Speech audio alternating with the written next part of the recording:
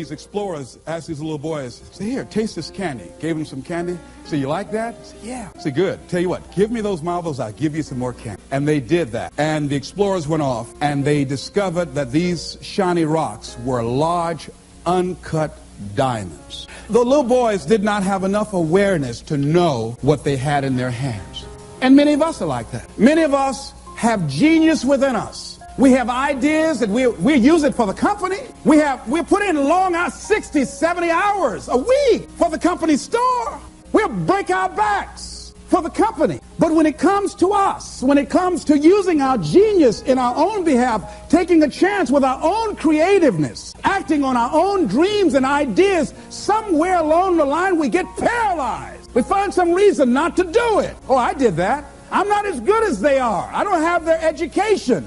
I felt inferior because I'd never had a college education. So I felt inferior. I thought people with college education were the most intelligent people in the world. And I felt inferior and intimidated by them. So I wouldn't want to speak before people that had more education than I did. What? Come on, Les, you can do that. Oh, no, I can't. Les, you're a good speaker, man. You can just communicate with people, period. Well, I'm not, there's just some things I just don't know. And can I pass? Get somebody else. I got a friend, man. This guy has a master's degree. He's real good. Get him. But I'm not the one to come speak to that group. See, I didn't know what I had in my hands. And fortunately, I had somebody around me who saw what I had and was willing to work with me until I could see it too. See, that's what many times we have to have. Somebody could look beyond our faults and see our needs and hold that vision until we are able to capture that vision ourselves. How do we handle some fears? I was talking with my friend Pat Johnson, who's the president of Begin Within Seminars. Think about some major fear you have. Here's one thing she said, which is good. She said, Les, if you got a real major fear, she said, take a deep breath and see yourself strong enough and more than able to handle that fear, whatever it is. Everybody take a deep breath.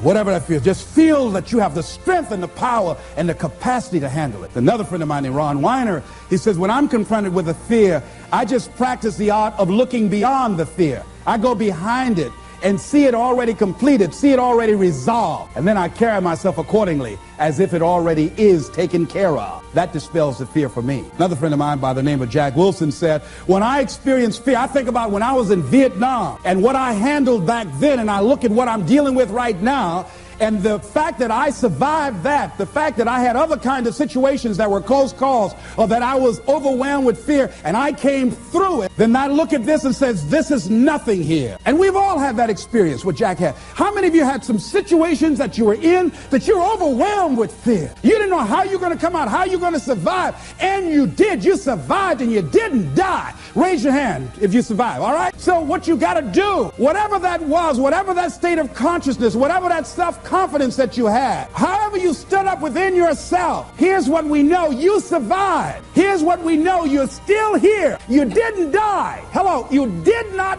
die. You didn't die. You hear that?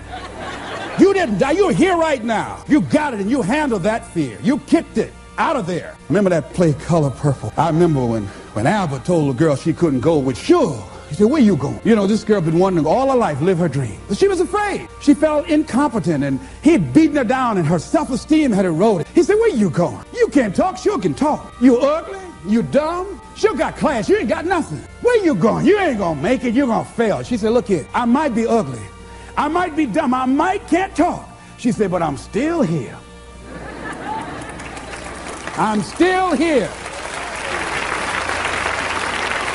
And so as you begin to look at the fears in back of you, you came through those fears and you're still here. See, that's a testament about how powerful you are. And so whatever the volcano is, you have the capacity to take that volcano on, the capacity to jump in it and find your true identity. Here's another thing that keeps a lot of people from taking on the volcanoes and jumping into the challenges that they're confronted with. The fear of making mistakes or not feeling good enough. Guess what? You're going to make some mistakes. You're going to make a lot of mistakes. Guy said this, and it's true. He said, the person who has never made a mistake hasn't done anything. And you're going to make some mistakes if you want to do something out here.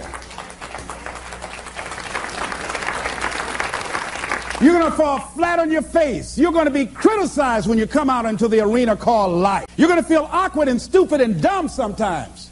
It goes with the territory. But it's okay. What's important is that you bring your stuff out here. Are you good enough? Prepare yourself. See, there's no substitute for competency.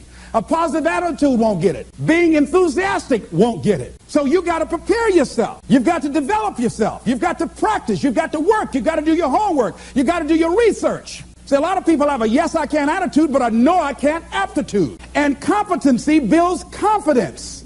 And confidence feeds into competency. See, the better you become, the more confident you feel. And the more confident you feel, the better you want to become. You realize that you have no ceiling. That you can better whatever you've done so far. You can go beyond that. You don't become cocky and arrogant, feeling that you've already arrived, as most people have. And that's why they've settled for less than what they rightly deserve in life. Because they feel they have arrived. And they say, well, I can rest now. I can rest on my laurels now. I've made it.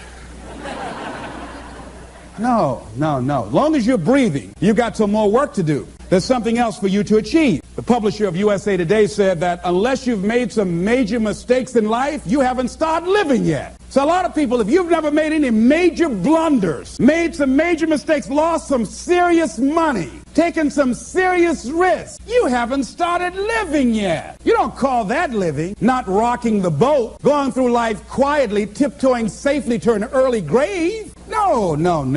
You got to take some chances. You want to bring some adventure to your life. Repeat out to me, please. I will develop myself. Sharpen my skills. I'm good. Better than good. And better than most.